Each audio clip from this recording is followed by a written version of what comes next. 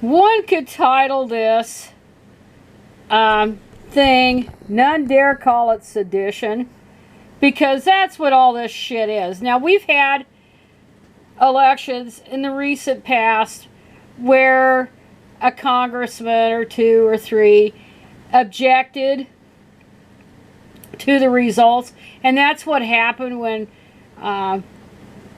the Bush versus Gore was decided in favor of George W. Bush. And the Democrats in the House, as I recall, they gave a pretty good presentation about it. And I think that was in 2000.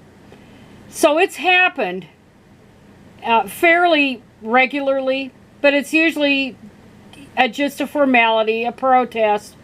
And it isn't this kind of crap, which is, it's cynical on the part of Calgary Ted Cruz. It's cynical. It's playing to Trump's debased base to make an attempt to supposedly overturn the election. But really, the election was fair and square. Biden won, and there were a lot more votes than in 2016 because a lot more people voted. It was the biggest turnout, I think, in 120 years. So this is why Biden had so many votes. So many more votes this time around. And the thing is, Biden had the advantage of being a former vice president of the United States. And that helped a lot with his name recognition. And he didn't have to run a ground game. Just think if he had actually run a ground game, how even more lopsided this election would have been. But be it as it may, Ted Cruz is leading a group of Republican senators and senators-elect that they said they'd vote to reject President-elect Joe Biden's victory when the House and Senate meet to formally certify it.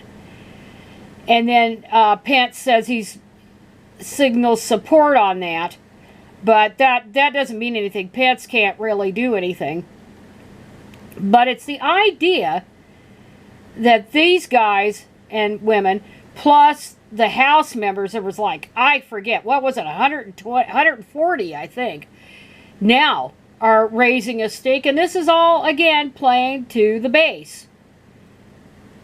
It's not going to change anything, but it's the idea these people would undermine an electoral process. Just in a cynical ploy. And also you have a section of that cynical bunch that really believe that Democrats are not legitimate. That no Democrat should ever again be president. And we know that Democrats can lead. Republicans, not since Eisenhower, really can lead. And the thing is, it's all of it in the end is about the declining numbers of Republicans, and in its current incarnation, the Republican Party is on the way out because of demographic changes, and there's not a damn thing they could do other than pulling crap like this, pulling stuff like this, rigging elections, gerrymandering like anything, rigging the courts, all this crap, because they know the handwriting's on the wall. But this seditious shit really, if you think about it, and I've talked about how far back the far right has gone, or goes back from the 50s and 60s, but the seditious stuff, the coup type stuff, you can lay the blame on Newt Gingrich for that, and Tom DeLay and Dick Armey, all these people that are has-beens and should have been never wases. when they were running roughshod over the Democrats in the 90s, and especially Bill and Hillary Clinton.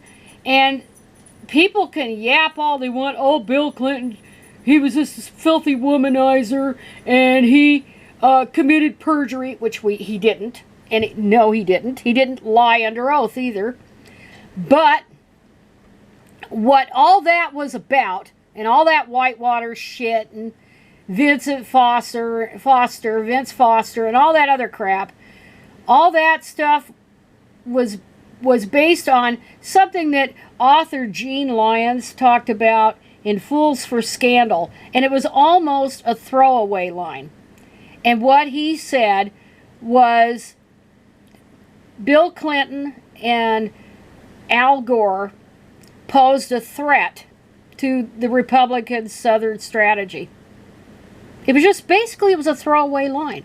But that line formed is absolutely the reason the GOP went after Bill Clinton, throwing all this mud on him, and then this Lewinsky crap. They did that. That was, you know, they took something that really was between Bill and Hillary Clinton, and they made a public spectacle out of that. And what all that was to destabilize the government, was to hamstring Bill Clinton's effectiveness as president, all because the GOP was afraid of losing the South. That's what it was. That's all it ever was. So Gene Lyons had that seemingly minor thought, but that was really the nugget of that situation. So anyway, so we're going to find out. This week's going to be a damn rough week.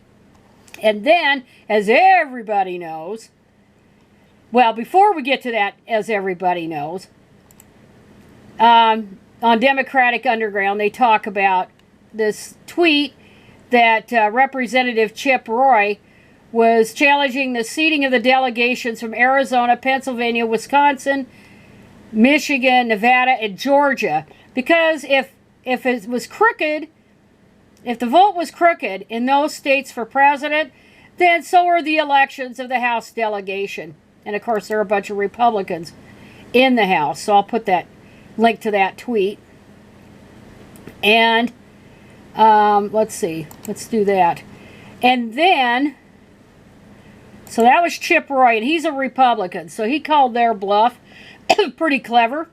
And then, of course, the big, and then there were reactions. Well, first, I'm getting ahead of myself. But the big story was, of course, the phone call that Donald Trump made to the Georgia Secretary of State. And let me tell you, not just the Republican Party, as currently constituted, is way off the beam right wing and fascist, but they're turning into a criminal syndicate. And with Donald Trump as the head Don. No pun intended. He's really lived up to his name. And so this Don, Trump, made a call, and he was trying to pressure Georgia Secretary of State Brad Raffensperger to overturn the 2020 election results. And this link, and there are other ones, this video has the complete 1 hour and 2 minute and 20-second phone call. And we know he had to have made phone calls to the other states involved that he's whining about.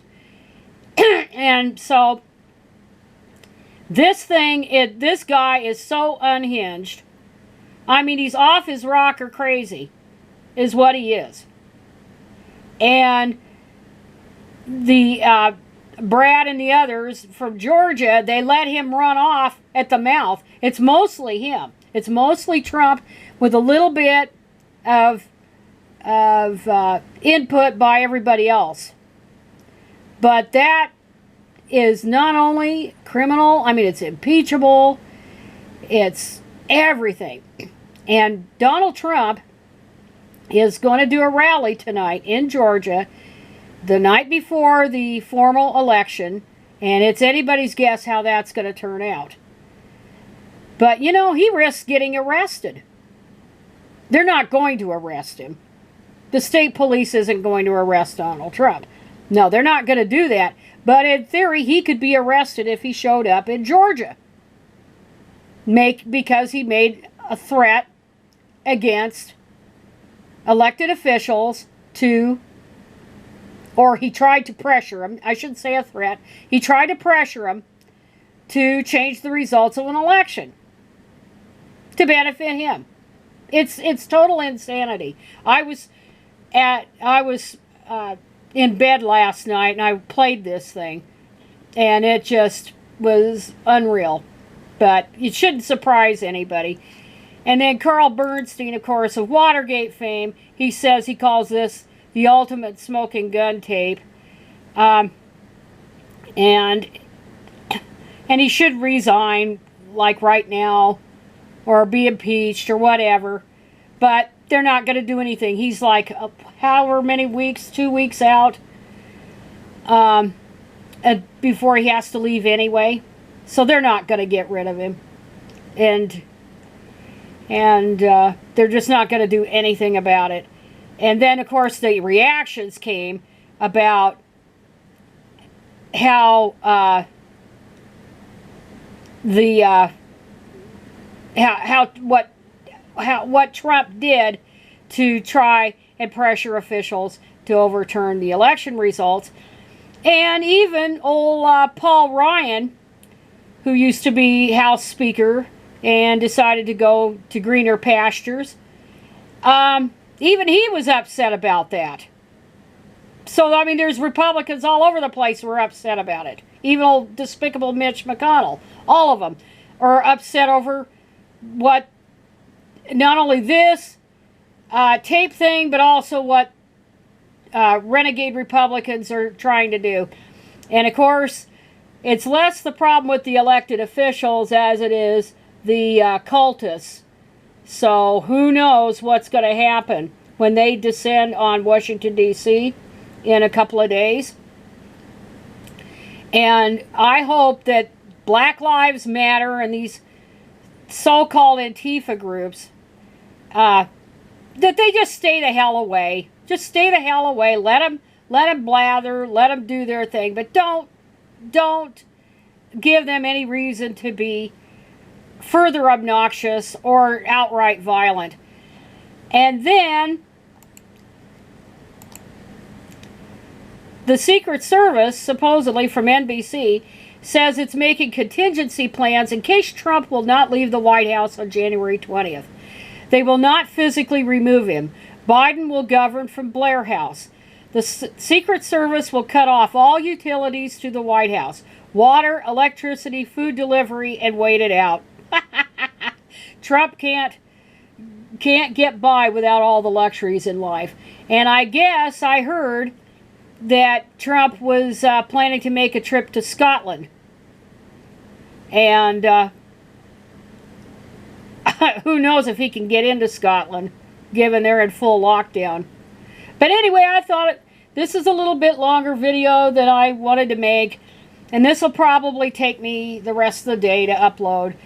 But I thought I would give my 2 cents about all these events that are going on in D.C.